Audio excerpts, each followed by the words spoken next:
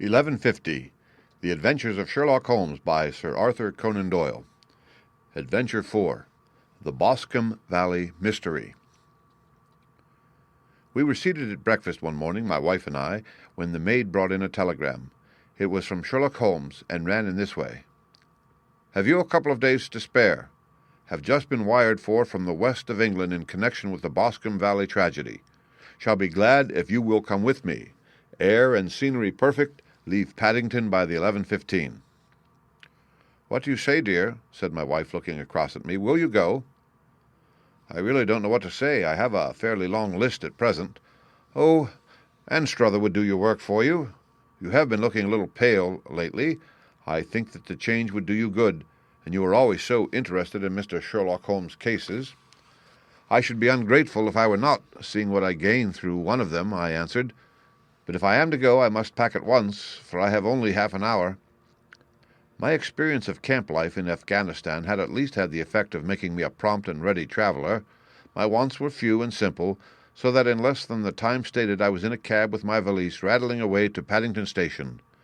Sherlock Holmes was pacing up and down the platform, his tall, gaunt figure made even gaunter and taller by his long grey travelling cloak and close-fitting cloth cap. It is really very good of you to come, Watson, said he. It makes a considerable difference to me, having someone with me on whom I can thoroughly rely. Local aid is always either worthless or else biased. If you will keep the two corner seats, I shall get the tickets. We had the carriage to ourselves, save for an immense litter of papers which Holmes had brought with him.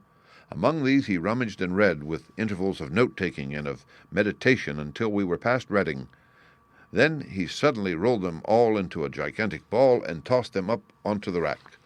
Have you heard anything of the case? He asked. Not a word. I have not seen a paper for some days.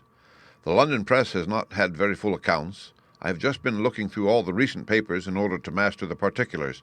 It seems, from what I gather, to be one of those simple cases which are so extremely difficult. That sounds a little paradoxical, but it is profoundly true. Singularity is almost invariably a clue. The more featureless and commonplace a crime is, the more difficult it is to bring it home. In this case, however, they have established a very serious case against the son of the murdered man. It is a murder, then? Well, it is conjectured to be so. I shall take nothing for granted until I have the opportunity of looking personally into it. I will explain the state of things to you, as far as I have been able to understand it, in a very few words. Boscombe Valley is in a country district not very far from Ross in Herefordshire. The largest landed proprietor in that part is a Mr. John Turner, who made his money in Australia and returned some years ago to the old country.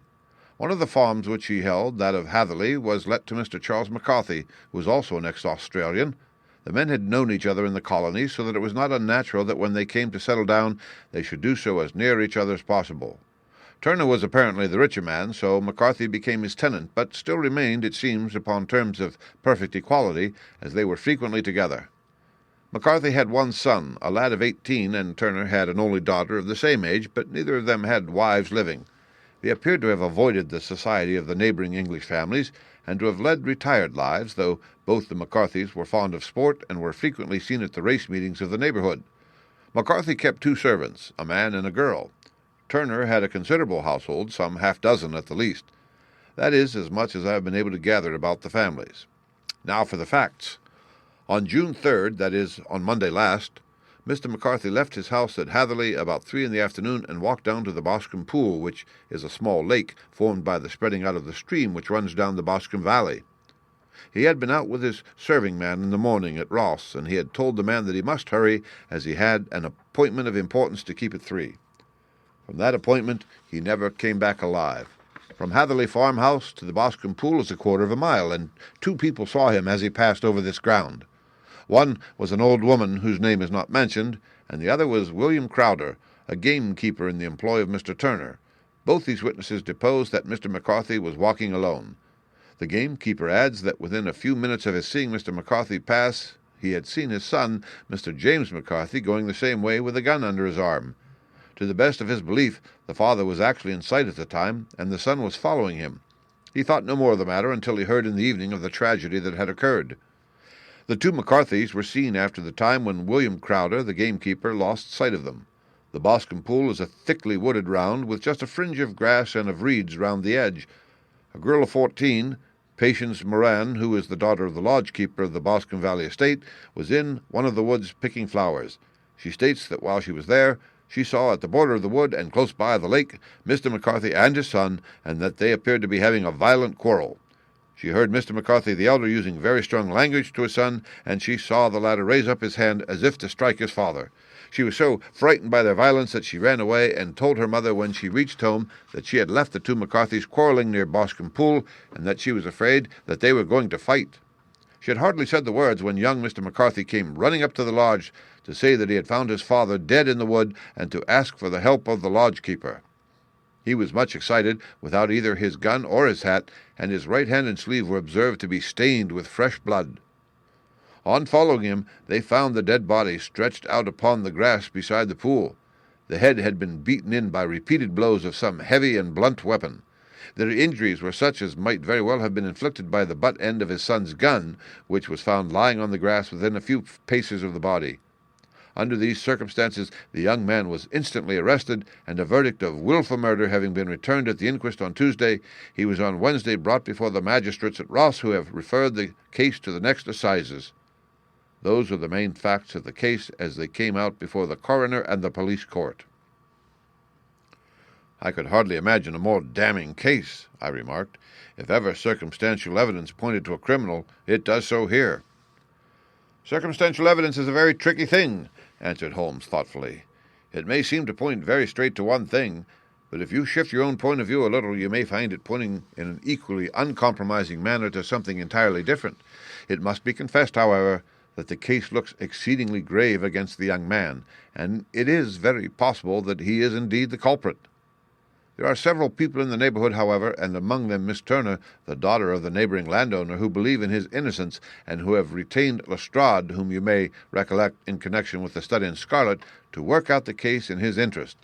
Lestrade, being rather puzzled, has referred the case to me, and hence it is that two middle-aged gentlemen are flying westward at 50 miles an hour instead of quietly digesting their breakfasts at home. I am afraid, said I, that the facts are so obvious that you will find little credit to be gained out of this case. There's nothing more deceptive than an obvious fact, he answered, laughing. Besides, we may chance to hit upon some other obvious facts which may have been by no means obvious to Mr. Lestrade. You know me too well to think that I am boasting when I say that I shall either confirm or destroy his theory by means which he is quite incapable of employing or even of understanding. To take the first example to hand, I very clearly perceive that in your bedroom the window is upon the right-hand side, and yet I question whether Mr. Lestrade would have noted even so self-evident a thing as that. How on earth? My dear fellow, I know you well. I know the military neatness which characterizes you. You shave every morning, and in this season you shave by the sunlight. But since your shaving is less and less complete as we get farther back on the left side, until it becomes positively slovenly as we get round the angle of the jaw, it is surely very clear that that side is less illuminated than the other. I cannot imagine a man of your habits looking at himself in an equal light and being satisfied with such a result. I only quote this as a trivial example of observation and inference. Therein lies my métier, and it is just possible that it may be of some service in the investigation which lies before us. There are one or two minor points which were brought out in the inquest and which are worth considering. What are they? It appears that his arrest did not take place at once, but after the return to Hatherley Farm. On the inspector of constabulary informing him that he was a prisoner, he remarked that he was not surprised to hear it, and that it was no more than his deserts.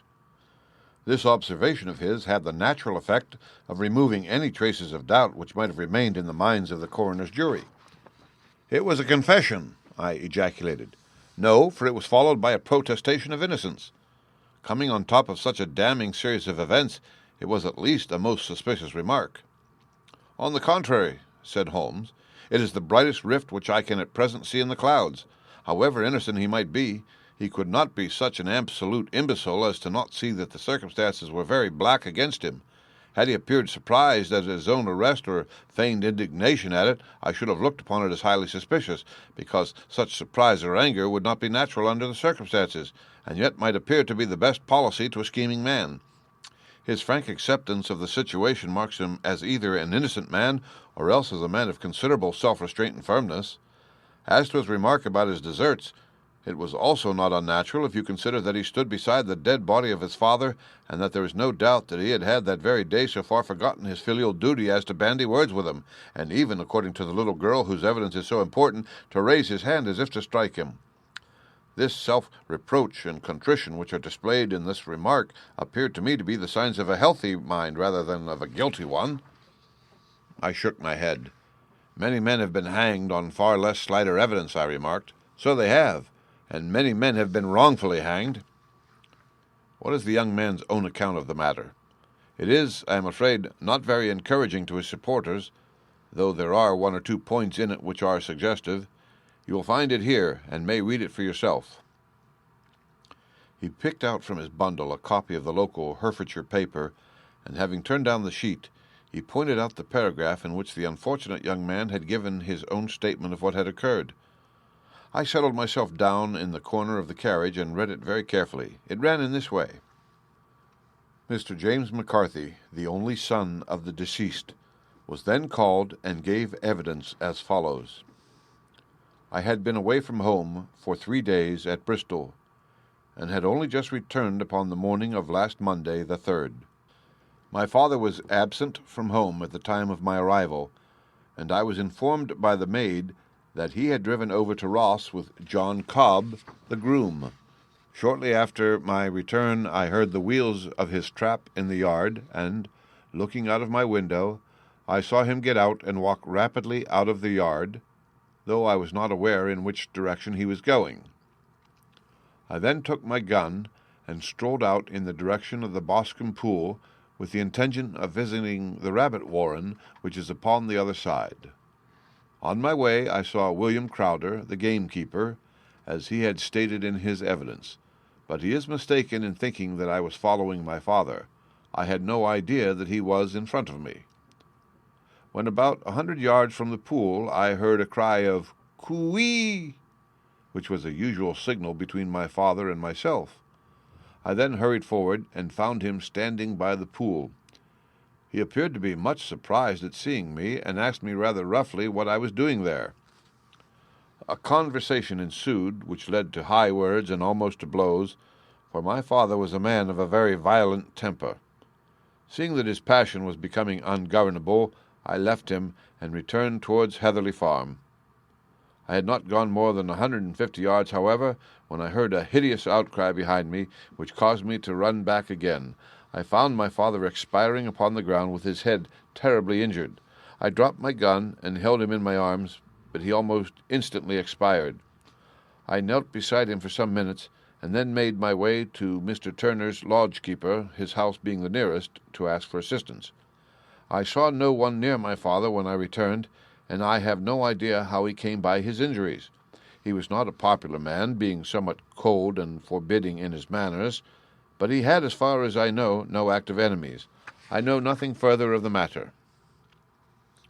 The Coroner. Did your father make any statement to you before he died? Witness. He mumbled a few words, but I could only catch some allusion to a rat. The Coroner. What did you understand by that? Witness. It conveyed no meaning to me. I thought that he was delirious. The Coroner. What was the point upon which you and your father had this final quarrel? Witness. I should prefer not to answer. The Coroner. I am afraid that I must press it. Witness. It is really impossible for me to tell you. I can assure you that it has nothing to do with the sad tragedy which followed. The Coroner. That is for the court to decide. I need not point out to you that your refusal to answer will prejudice your case considerably in any future proceedings which may arise. Witness. I must still refuse. The Coroner. I understand that the cry of "Coo-ee" was a common signal between you and your father. Witness. It was. The Coroner. How was it, then, that he uttered it before he saw you, and before he even knew that you had returned from Bristol? Witness, with considerable confusion. I do not know. A juryman. Did you see nothing which aroused your suspicions when you returned on hearing the cry and found your father fatally injured? Witness. Nothing definite. The Coroner. What do you mean? Witness: I was so disturbed and excited as I rushed out into the open that I could think of nothing except of my father. Yet I have a vague impression that as I ran forward, something lay upon the ground to the left of me. It seemed to me to be something gray in color, a coat of some sort, or a plaid perhaps. When I rose from my father, I looked round for it, but it was gone. Do you mean that it disappeared before you went for help? Yes, it was gone. You cannot say what it was? No, I had a feeling something was there. How far from the body? A dozen yards or so. And how far from the edge of the wood? About the same. Then if it was removed, it was while you were within a dozen yards of it? Yes, but with my back towards it. This concluded the examination of the witness. I see, said I, as I glanced down the column, that the coroner in his concluding remarks was rather severe upon young McCarthy. He calls attention, and with reason, to the discrepancy about his father having signaled to him before seeing him, also to his refusal to give details of his conversation with his father and his singular account of his father's dying words. They are all, as he remarks, very much against the son. Holmes laughed softly to himself and stretched himself out upon the cushioned seat. Both you and the coroner have been at some pains, said he, to single out the very strongest points in the young man's favor. Don't you see that you alternately give him credit for having too much imagination and too little? Too little if he could not invent a cause of quarrel which would give him the sympathy of the jury, too much if he evolved from his own inner consciousness anything so outre as a dying reference to a rat and the incident of the vanishing cloth. No, sir, I shall approach this case from the point of view that what this young man says is true, and we shall see whither that hypothesis will lead us. And now here is my pocket Petrarch, and not another word shall I say of this case until we are on the scene of action. We lunch at Swindon, and I see that we shall be there in 20 minutes. It was nearly 4 o'clock when we at last, after passing through the beautiful Stroud Valley and over the broad gleaming Severn, found ourselves at the pretty little country town of Ross. A lean, ferret-like man, furtive and sly-looking, was waiting for us upon the platform. In spite of the light brown dust coat and leather leggings which he wore in deference to his rustic surroundings, I had no difficulty in recognizing Lestrade of Scotland Yard. With him we drove to the Hereford Arms, where a room had already been engaged for us. "I have ordered a carriage," said Lestrade, as we sat over a cup of tea. "I knew your energetic nature, and that you would not be happy until you had been on the scene of the crime." "It was very nice and complimentary of you," Holmes answered. "It is entirely a question of barometric pressure." Lestrade looked startled. "I do not quite follow," he said. "How is the glass?" 29, I see. No wind, and not a cloud in the sky. I have a case full of cigarettes here which need smoking, and the sofa is very much superior to the usual country hotel abomination. I do not think that it is probable that I shall use the carriage tonight." Lestrade laughed indulgently. "You have no doubt already formed your conclusions from the newspapers," he said. "The case is as plain as a pikestaff, and the more one goes into it, the plainer it becomes. Still, of course, one can't refuse a lady, and such a very positive one, too. She has heard of you, and would have your opinion, though I repeatedly told her that there was nothing which you could do which I had not already done. Why, bless my soul, here is her carriage at the door." He had hardly spoken before there rushed into the room one of the most lovely young women that I have ever seen in my life. Her violet eyes shining, her lips parted, a pink flush upon her cheeks, all thought of her natural reserve lost in her overpowering excitement and concern. "Oh, Mr. Sherlock Holmes!" she cried, glancing from one to the other of us, and finally, with a woman's quick intuition, fastening upon my companion. "I am so glad that you have come. I have driven down to tell you so. I know that James didn't do it. I know it, and I want you to start upon your work knowing it too. Never let yourself doubt upon that point. We have known each other since we were little children, and I know his faults as no one else does. But he is too tender-hearted to hurt a fly. Such a charge is absurd to anyone who really knows him." "I hope we may clear him, Miss Turner," said Sherlock Holmes. "You may rely upon my doing all that I can. But you have read the evidence. You have formed some conclusion. Do you not see some loophole, some flaw? Do you not yourself think that he is innocent?" "I think that it is very probable." "There now," she cried, throwing back her head and looking defiantly at Lestrade. "You hear, he gives me hopes." Lestrade shrugged his shoulders. "I am afraid that my colleague has been a little quick in forming his conclusions," he said. "But he is right. Oh, I know that he is right. James never did it. And about his quarrel with his father, I am sure that the reason why he would not speak about it to the coroner was because I was concerned in it." "In what way?" asked Holmes. "It is no time for me to hide anything. James and his father had many disagreements about me. Mr. McCarthy was very anxious that there should be a marriage between us. James and I have always loved each other as brother and sister, but of course he is young and has seen very little of life yet, and, well, he naturally did not wish to do anything like that yet, so there were quarrels, and this, I am sure, was one of them." "And your father?" asked Holmes. "Was he in favor of such a union?" "No. He was averse to it also. No one but Mr. McCarthy was in favor of it." A quick blush passed over her fresh young face as Holmes shot one of his keen, questioning glances at her. "Thank you for this information," said he. "May I see your father if I call tomorrow?" "I am afraid the doctor won't allow it." "The doctor?" "Yes. Have you not heard? Poor father has never been strong for years back, but this has broken him down completely. He has taken to his bed, and Dr. Willows says that he is a wreck and that his nervous system is shattered. Mr. McCarthy was the only man alive who had known Dad in the old days in Victoria." "Ha! In Victoria. That is important." "Yes, at the mines. Quite so. At the gold mines, where, as I understand, Mr. Turner made his money." "Yes, certainly. Thank you, Miss Turner. You have been of material assistance to me." "You will tell me if you have any news tomorrow? No doubt you will go to the prison to see James. Oh, if you do, Mr. Holmes, do tell him that I know him to be innocent." "I will, Miss Turner." "I must go home now, for Dad is very ill, and he misses me so if I leave him. Good-bye, and God help you in your undertaking." She hurried from the room as impulsively as she had entered, and we heard the wheels of her carriage rattle off down the street. "I am ashamed of you, Holmes," said Lestrade with dignity after a few minutes' silence. "Why should you raise up hopes which you are bound to disappoint? I am not over-tender of heart, but I call it cruel." "I think that I see my way to clearing James McCarthy," said Holmes. "Have you an order to see him in prison?" "Yes, but only for you and me." "Then I shall reconsider my resolution about going out. We have still time to take a train to Hereford and see him tonight?" "Ample." "Then let us do so. Watson, I fear that you will find it very slow, but I shall only be away a couple of hours."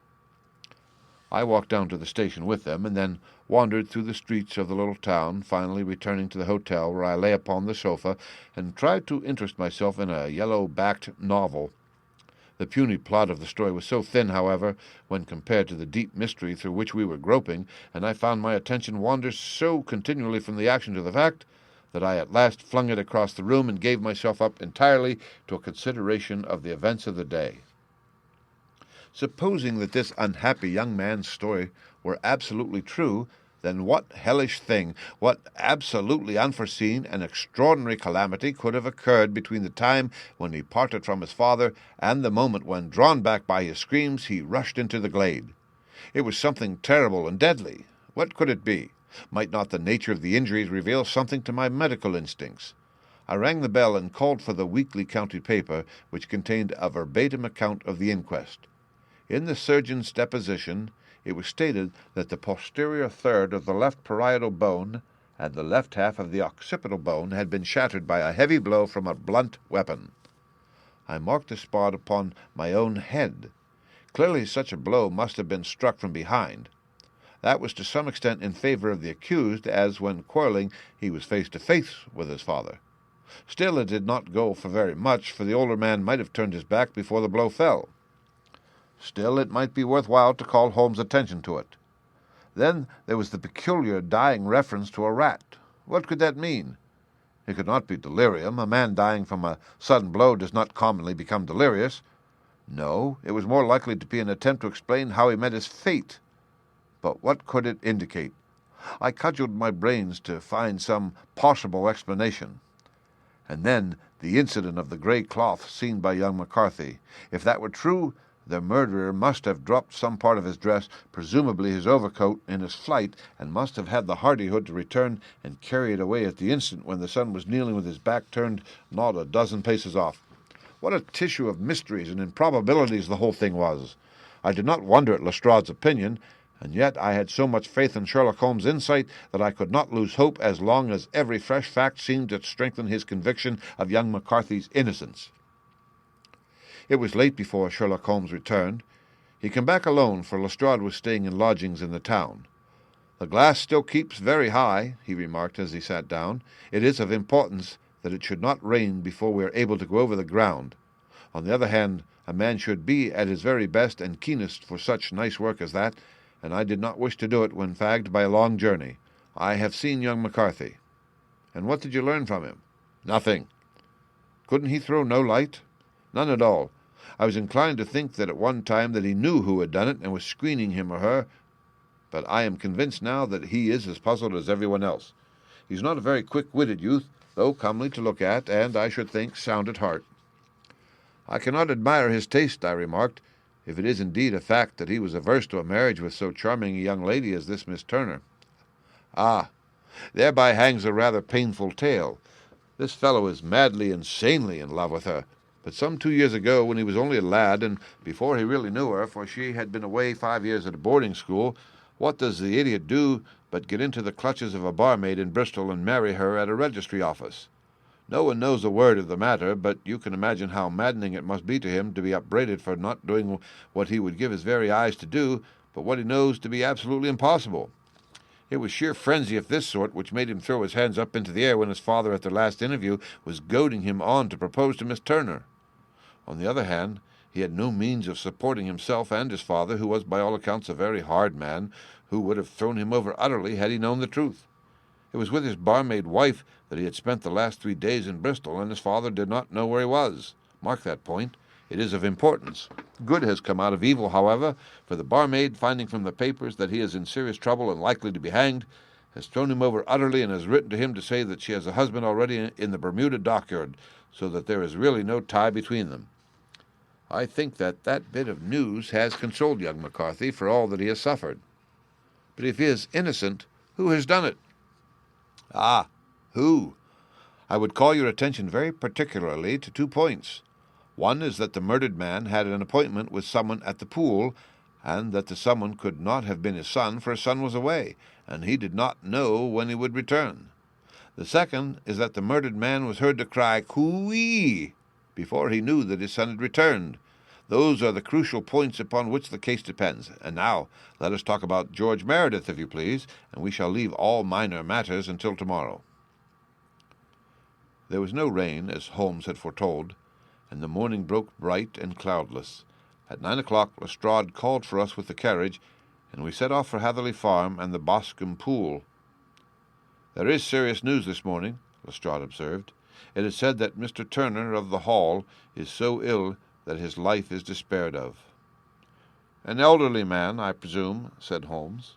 "About 60, but his constitution has been shattered by his life abroad, and he has been in failing health for some time. This business has had a very bad effect upon him. He was an old friend of McCarthy's, and, I may add, a great benefactor to him, for I have learned that he gave him Hatherley Farm rent-free." "Indeed? That is interesting," said Holmes. "Oh, yes. In 100 other ways he has helped him. Everybody about here speaks of his kindness to him." "Really? Does it not strike you as a little singular that this McCarthy, who appears to have had little of his own and to have been under such obligations to Turner, should still talk of marrying his son to Turner's daughter, who is presumably heiress to the estate, and that in such a very cocksure manner, as if it were merely a case of a proposal and all else would follow? It is the more strange, since we know that Turner himself was averse to the idea. The daughter told us as much. Do you not deduce something from that?" "We have got to the deductions and the inferences," said Lestrade, winking at me. "I find it hard enough to tackle facts, Holmes, without flying away after theories and fancies." "You are right," said Holmes demurely. "You do find it very hard to tackle the facts." "Anyhow, I have grasped one fact which you seem to find it difficult to get a hold of," replied Lestrade with some warmth, "and that is that McCarthy Sr. met his death from McCarthy Jr., and that all theories to the contrary are the merest moonshine." "Well, moonshine is a brighter thing than fog," said Holmes, laughing, "but I am very much mistaken if this is not Hatherley Farm upon the left." "Yes, that is it. It was a widespread, comfortable-looking building, two-storied, slate-roofed, with great yellow blotches of lichen upon the grey walls. The drawn blinds and the smokeless chimneys, however, gave it a stricken look, as though the weight of this horror still lay heavy upon it.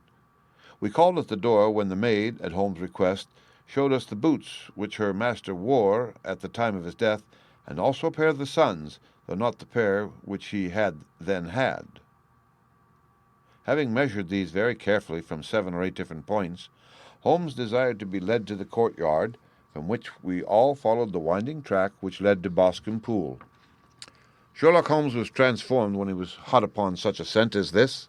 Men who had only known the quieter thinking and logician of Baker Street would have failed to recognize him. His face flushed and darkened, his brows were drawn into 2 hard black lines, while his eyes shone out from beneath them with a steely glitter.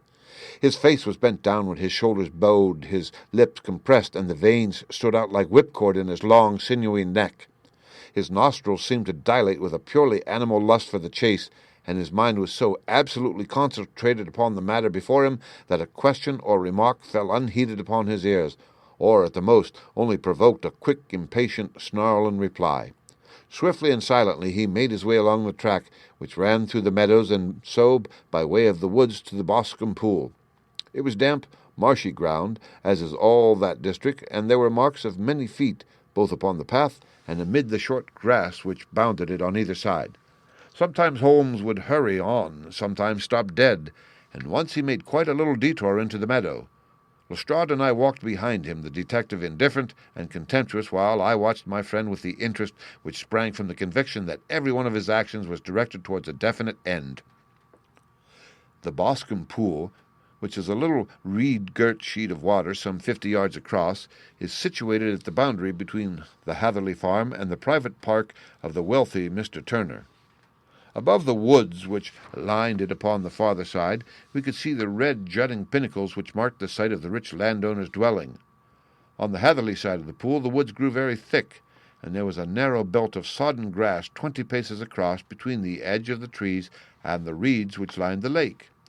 Lestrade showed us the exact spot at which the body had been found, and indeed so moist was the ground that I could plainly see the traces which had been left by the fall of the stricken man. To Holmes, as I could see by his eager face and peering eyes, very many other things were to be read upon the trampled grass. He ran round like a dog who was picking up a scent, and then turned upon my companion. "What did you go into the pool for?" he asked.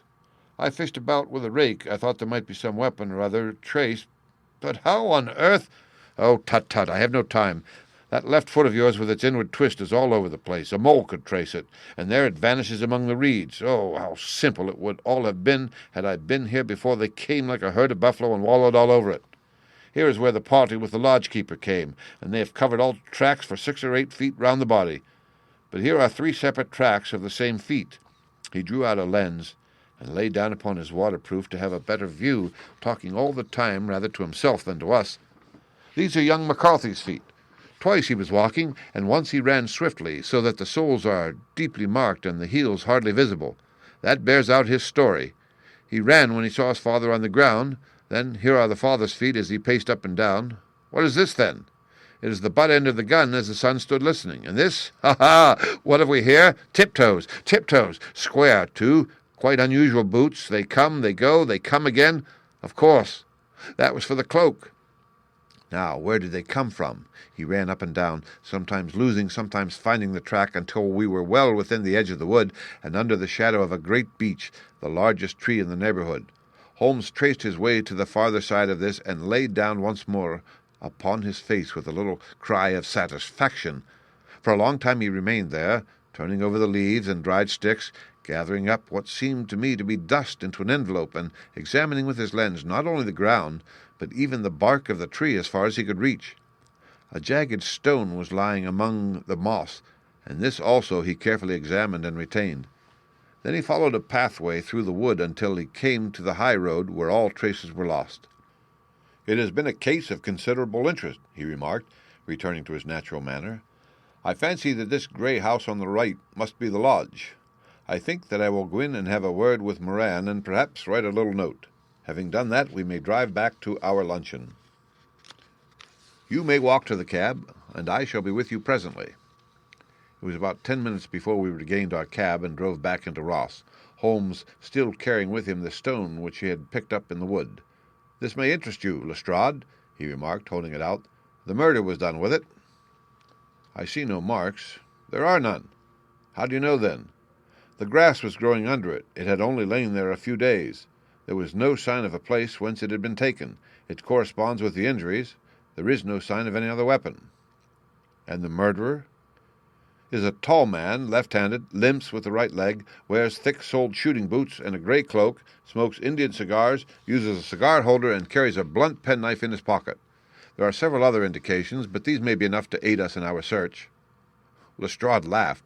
"I'm afraid that I'm still a skeptic," he said. "Theories are all very well, but we have to deal with a hard-headed British jury." "Nous verrons," answered Holmes calmly. "You work your own method, and I shall work mine. I shall be busy this afternoon, and shall probably return to London by the evening train." "And leave your case unfinished?" "No, finished. But the mystery? It is solved." "Who is the criminal, then?" "The gentleman I described." "But who is he?" "Surely it would not be difficult to find out. This is not such a populous neighborhood." Lestrade shrugged his shoulders. "I am a practical man," he said, "and I really cannot undertake to go about the country looking for a left-handed gentleman with a game leg. I should become the laughing-stock of Scotland Yard." "All right," said Holmes quietly. "I have given you the chance. Here are your lodgings. Good-bye. I shall drop you a line before I leave." Having left Lestrade at his rooms, we drove to our hotel, where we found lunch upon the table. Holmes was silent and buried in thought, with a pained expression upon his face, as one who finds himself in a perplexing position. "Look here, Watson," he said when the cloth was cleaned. "Just sit down in this chair, and let me preach to you for a little. I don't know quite what to do, and I should value your advice. Light a cigar, and let me expound." "Pray, do so." "Well, now, in considering this case, there are 2 points about young McCarthy's narrative which struck us both instantly, although they impressed me in his favor and you against him.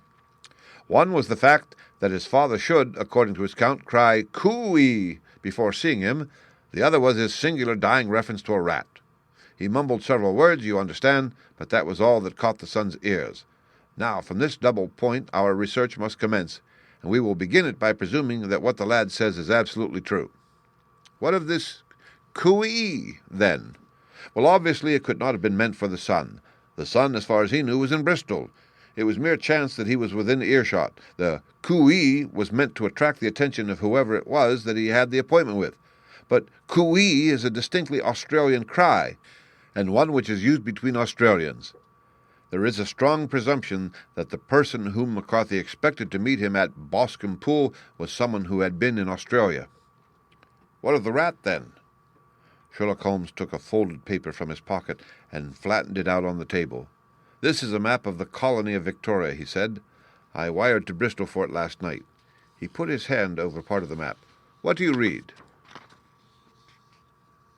"A rat," I read. "And now?" He raised his hand. "Ballarat." "Quite so. That was the word the man uttered, and of which his son only caught the last 2 syllables. He was trying to utter the name of his murderer, so-and-so of Ballarat." "It is wonderful," I exclaimed. "It is obvious. And now you see I had narrowed the field down considerably. The possession of a grey garment was a third point, which, granting the son's statement to be correct, was a certainty. We have come now out of mere vagueness to the definite conception of an Australian from Ballarat with a grey cloak." "Certainly. And one who was at home in the district, for the pool can only be approached by the farm or by the estate, where strangers could hardly wander." "Quite so." "Then comes our expedition of today. By an examination of the ground I gained the trifling details which I gave to that imbecile Lestrade as to the personality of the criminal." "But how did you gain them?" "You know my method. It is founded upon the observation of trifles. His height I know that you might roughly judge from the length of his stride. His boots, too, might be told from their traces. Yes, they were peculiar boots. But his lameness? The impression of his right foot was always less distinct than his left. He put less weight upon it. Why? Because he limped. He was lame. But his left-handedness? You were yourself struck by the nature of the injury as recorded by the surgeon at the inquest. The blow was struck from immediately behind, and yet was upon the left side. Now how can that be unless it were by a left-handed man? He had stood behind that tree during the interview between the father and son. He had even smoked there. I found the ash of a cigar, which my special knowledge of tobacco ashes enables me to pronounce as an Indian cigar. I have, as you know, devoted some attention to this, and written a little monograph on the ashes of 140 different varieties of pipe, cigar, and cigarette tobacco. Having found the ash, I then looked round and discovered the stump among the moss where he had tossed it. It was an Indian cigar of the variety which are rolled in Rotterdam. And the cigar holder? I could see that the end had not been in his mouth. Therefore he used a holder. The tip had been cut off, not bitten off, but the cut was not a clean one, so I deduced a blunt penknife. "Holmes," I said, "you have drawn a net round this man from which he cannot escape, and you have saved an innocent human life as truly as if you had cut the cord which was hanging him. I see the direction in which all this points. The culprit is—" "Mr. John Turner," cried the hotel waiter, opening the door of our sitting-room and ushering in a visitor. The man who entered was a strange and impressive figure. His slow, limping step and bowed shoulders gave the appearance of decrepitude, and yet his hard, deep-lined, craggy features and his enormous limbs showed that he was possessed of unusual strength of body and of character. His tangled beard, grizzled hair, and outstanding, drooping eyebrows combined to give an air of dignity and power to his appearance. But his face was of an ashen white, while his lips and the corners of his nostrils were tinged with a shade of blue. It was clear to me at a glance that he was in the grip of some deadly and chronic disease. "Pray, sit down on the sofa," said Holmes gently. "You had my note?" "Yes. The lodge-keeper brought it up. You said that you wished to see me here to avoid scandal. I thought people would talk if I went to the hall. And why did you wish to see me?" He looked across at my companion with despair in his weary eyes, as though his question was already answered. "Yes," said Holmes, answering the look rather than the words, "it is so. I know all about McCarthy." The old man sank his face in his hands. "God help me," he cried. "But I would not have let the young man come to harm. I give you my word that I would have spoken out if it went against him at the assizes." "I'm glad to hear you say so," said Holmes gravely. "I would have spoken now had it not been for my dear girl. It would break her heart. It will break her heart when she hears that I am arrested." "It may not come to that," said Holmes. "What?" "I am no official agent. I understand that it was your daughter who required my presence here, and I am acting in her interests. Young McCarthy must be got off, however." "I am a dying man," said old Turner. "I've had diabetes for years. My doctor says it is a question whether I shall live a month. Yet I would rather die under my own roof than in a jail." Holmes rose and sat down at the table with his pen in his hand and a bundle of paper before him. "Just tell us the truth," he said. "I shall jot down the facts. You will sign it, and Watson here can witness it. Then I could produce your confession at the last extremity to save young McCarthy. I promise you that I shall not use it unless it is absolutely needed." "It's as well," said the old man. "It's a question whether I shall live to the assizes, so it matters little to me. But I should wish to spare Alice the shock. And now I will make the thing clear to you. It has been a long time in the acting, but will not take me long to tell. You didn't know this dead man, McCarthy. He was a devil incarnate. I tell you that. God keep you out of the clutches of such a man as he. His grip has been upon me these 20 years, and he has blasted my life. I'll tell you first how I came to be in his power. It was in the early 60s at the diggings. I was a young chap then, hot-blooded and reckless, ready to turn my hand at anything. I got among bad companions, took to drink, had no luck with my claim, took to the bush, and, in a word, became what you would call over here a highway robber. There were 6 of us, and we had a wild, free life of it, sticking up a station from time to time, or stopping the wagons on the road to the diggings. Blackjack of Ballarat was the name I went under, and our party is still remembered in the colony as the Ballarat Gang. One day a gold convoy came down here from Ballarat to Melbourne, and we lay in wait for it and attacked it. There were 6 troopers and 6 of us, so it was a close thing, but we emptied 4 of their saddles at the first volley. 3 of our boys were killed, however, before we got the swag. I put my pistol to the head of the wagon driver, who was this very man McCarthy. I wished to the Lord that I had shot him then, but I spared him, though I saw his wicked little eyes fixed on my face as though to remember every feature. We got away with the gold, became wealthy men, and made our way over to England without being suspected. There I parted from my old pals and determined to settle down to a quiet and respectable life.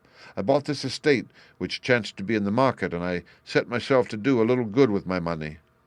To make up for the way in which I had earned it, I married, and though my wife died young, she left me my dear little Alice. Even when she was just a baby, her wee hand seemed to lead me down the right path as nothing else had ever done. In a word, I turned over a new leaf and did my best to make up for the past. All was going well when McCarthy laid his grip upon me. I had gone up to town about an investment, and I met him in Regent Street with hardly a coat to his back or a boot to his foot. "Here we are, Jack," says he, touching me on the arm. "We'll be as good as a family to you. There's 2 of us, me and my son, and you can have the keeping of us.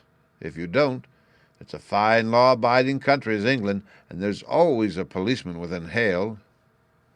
Well, down they came to the West Country. There was no shaking them off, and there they have lived rent-free on my best land ever since. There was no rest for me, no peace, no forgetfulness. Turn where I would, there was his cunning, grinning face at my elbow. It grew worse as Alice grew up, for he soon saw I was more afraid of her knowing my past than of the police. Whatever he wanted he must have, and whatever it was I gave him without question, land, money, houses, until at last he asked a thing which I could not give. He asked for Alice. His son, you see, had grown up, and so had my girl, and as I was known to be in weak health, it seemed a fine stroke to him that his lad should step into the whole property. But there I was firm. I would not have his cursed stock mixed with mine. Not that I had any dislike to the lad, but his blood was in him, and that was enough. I stood firm. McCarthy threatened. I braved him to do his worst. We were to meet at the pool midway between our houses to talk it over. When I went down there I found him talking with his son, so I smoked a cigar and waited behind a tree until he should be alone. But as I listened to his talk, all that was black and bitter in me seemed to come uppermost. He was urging his son to marry my daughter, with as little regard for what she might think as if she were a slut from off the streets. It drove me mad to think that I and all that I held most dear should be in the power of such a man as this. Could I not snap the bond? I was already a dying and a desperate man. Though clear of mind and fairly strong of limb, I knew that my own fate was sealed.